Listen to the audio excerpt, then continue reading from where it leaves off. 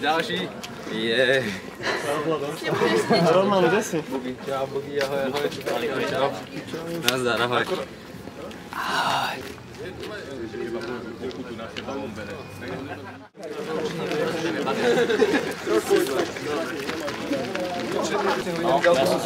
Tak vlastne okolo neho tam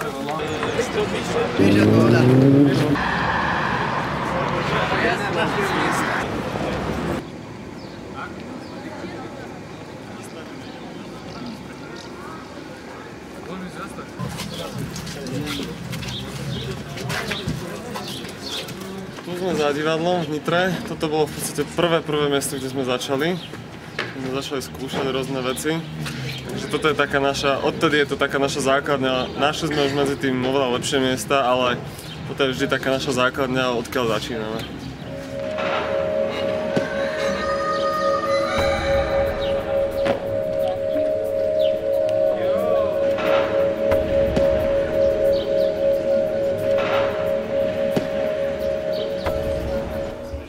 Ja som prvýkrát parkour videl v telke. Bol to dokument, kde vystupovali Francúzi, ktorí tento v podstate šport vymysleli. A najprv som na to videl uputávku, tá ma zaujala a potom som si pozrel celý dokument a keďže som predtým robil podobné športy, ale žiadny ma tak nejak poriadne nechytil, tak mi to bolo istým spôsobom blízke. A tak som si začal o tom hľadať veci na internete, pozrel nejaké videá, obrázky a postupne sa z toho vyvinulo to, čo sa z toho vyvinulo. Dala sa dokopy stránka, dali sa dokopy niekoľko skupín a v podstate teraz trénujeme už pravidelne, už takmer rok.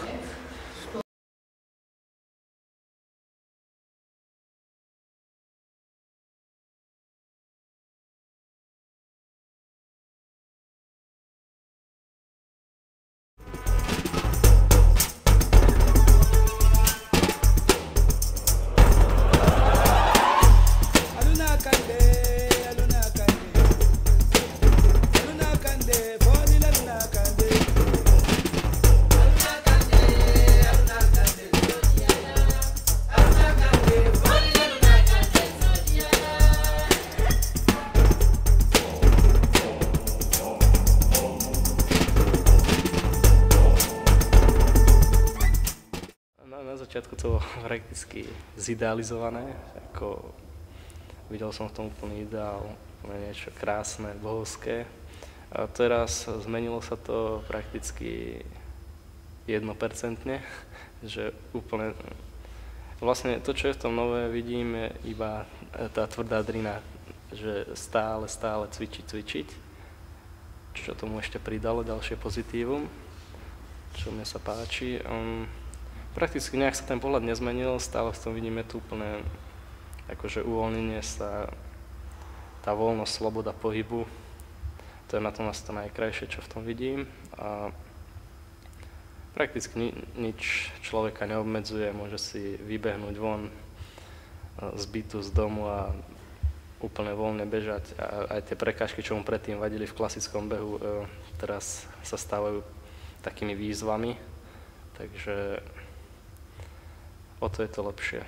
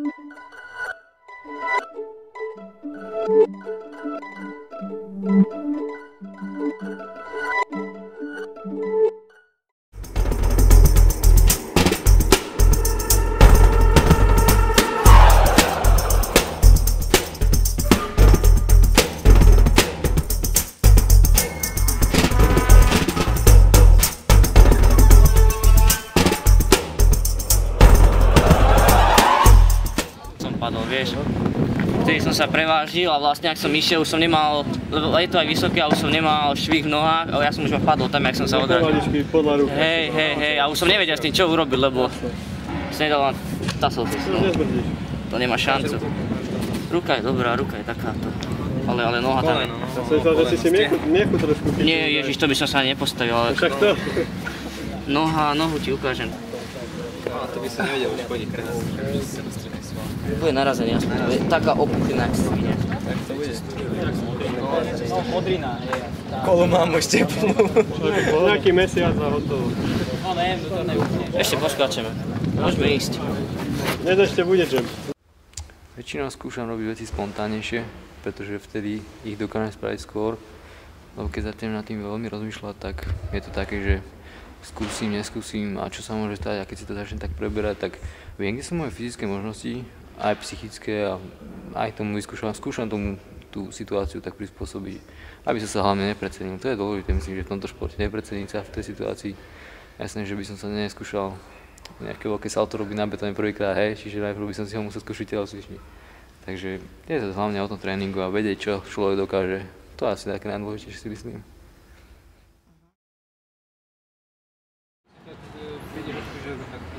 No, ja som preskakoval nejaké zábradlie a som sa nohami zasekol a padol som kolenami na betón.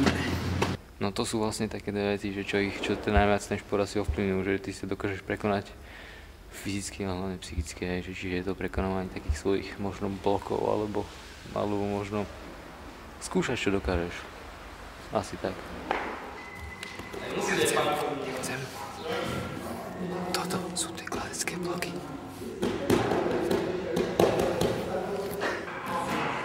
Vidíš tam ten múr neviditeľný? Tak ten tam má.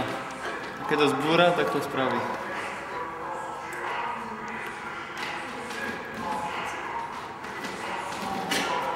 Dobre.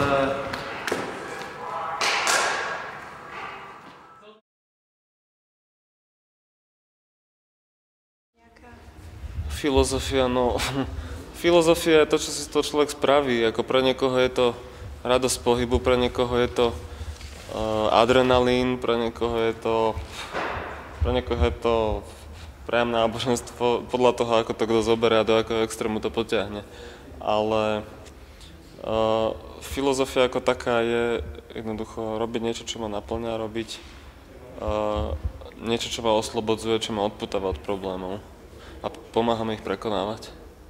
To je ťažké ešte pre mňa, to robím len mesiac, ešte nemám ani vlastnú techniku, vlastne nič, ešte som vlastne sa toľko nenaučil, aby som mohol o tom premýšľať, vlastne čo je filozofia parkouru, to je ťažké teraz povedať.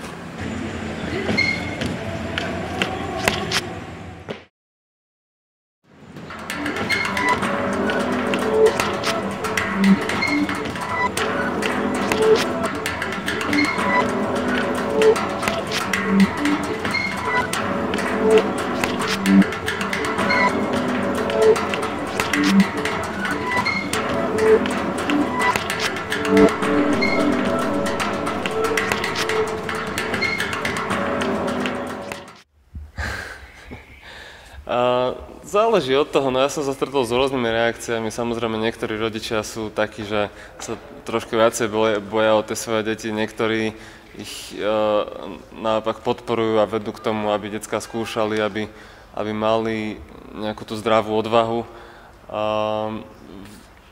Parkour je niečo, čo sa dá v prvom rade ťažko vysvetliť a tým pádom sa mnoho z nás stretáva s nepochopením. Jednoducho ťažko sa vysvetľuje niečo, čo v podstate nemá hranice. Je to šport, ale my to nenazývame športom, pretože je to viac menej voľný pohyb. To je slovné spojenie, ktoré to najlepšie charakterizuje. A ja si myslím, že keď tí ľudia, a opäť to chce čas, keď tí ľudia uvidia, že to nie je len bezduché skákanie, vidia za tým tú drinu a vidia za tým tie výsledky, tak časom pochopia, že čo je toho podstatou, a rovnako to bolo s mojim okolím a s mojimi známymi kamarátmi a s mojou manželkou a s ostatnými. Točíme film teda. Točíte film, len mňa tam neberte. Á, už ste závere.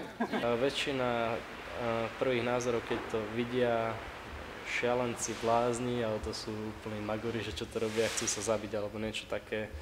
Akože nevidia to, že prakticky my tu trénujeme a že robíme to všetko s tým uvedomením si vlastných síl a vlastných schopností a hraníc, takže to je prvý názor tých ľudí. Rodičia ma vo všetkom podporujú, oni si povedia, ja som sa rozhodol takto, proste oni nič nehovoria. Pozrú si video, keď natočíme, alebo keď niekde vonku, keď ich stretnem, alebo niečo. Nič, povedia, že to je pekné. Nech si dávam pozor. Moja mamka bola kedy gymnastka, takže zhruba, tak trošku mi to aj toleruje, ja sa jej to páči. Myslím, že z tejto strany nemám nejaký problém. Čo sa týka aj takého širšieho okruhu rodiny, tak tam skoro vôbec ľudia ani netušia, dá sa povedať, čo je to parkour a čomu sa venujem.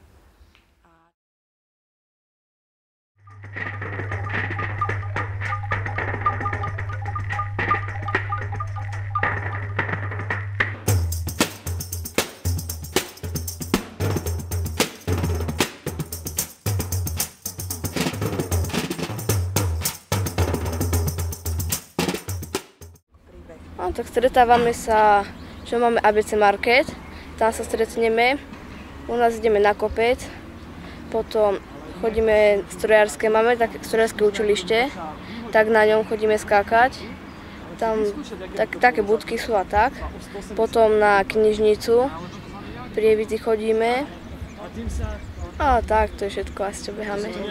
No pozor, toto není ani natáčanie trikov v Matrixe, ani horolezectvo. My lana nepoužívame maximálne, čo používame sú, ako napríklad tu na telocvični, že tie triky skúšame na žinienkach. To znamená na mäkkom. To sa dá preniesť aj von, dá sa to skúšať na tráve, na piesku, na mäkších povrchoch. Alebo si človek môže zobrať tú žinienku von, alebo už len karimatka pomôže. Tak hej, strach z výšok tam je. Neviem, či nejaký chronický alebo chorobný, ale tak bojím sa výšok asi ako každý človek, normálny človek. Mám strach z tých veľkých skokov, do toho by som teda nešiel určite, to by som musel fakt sa na to cítiť, že mať to predtým odskúšané neviem koľkokrát.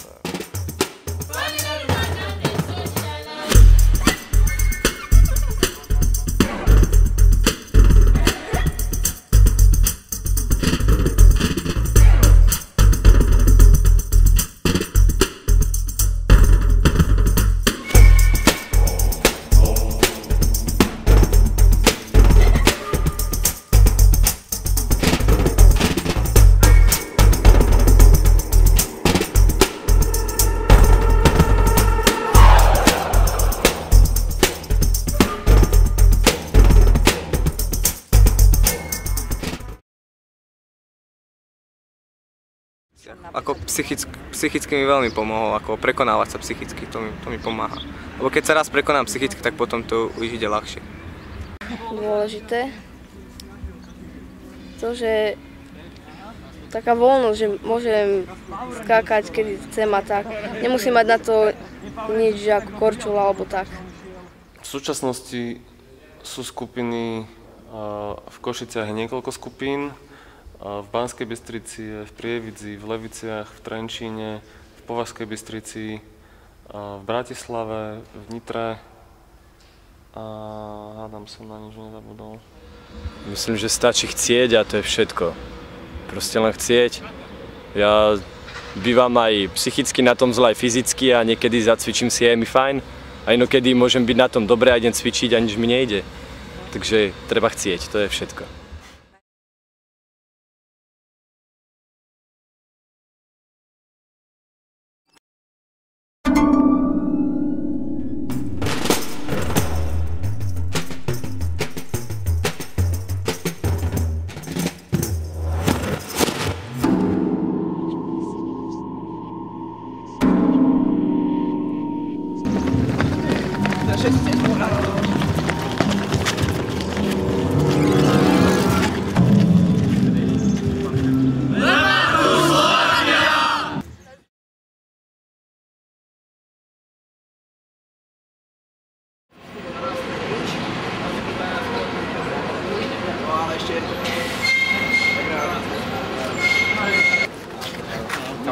Čau. Tak niekedy na budúce Čaute sa. Čaute.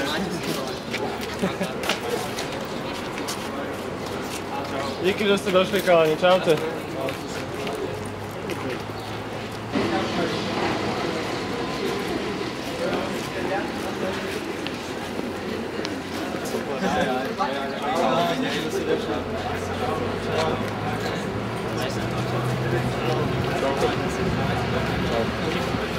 Dobre, díky za akciu. Čau. Škoda, že sa mi nepovedalo.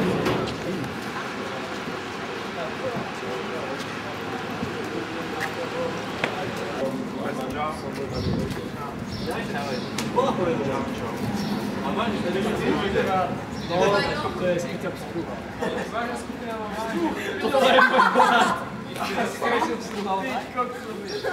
To je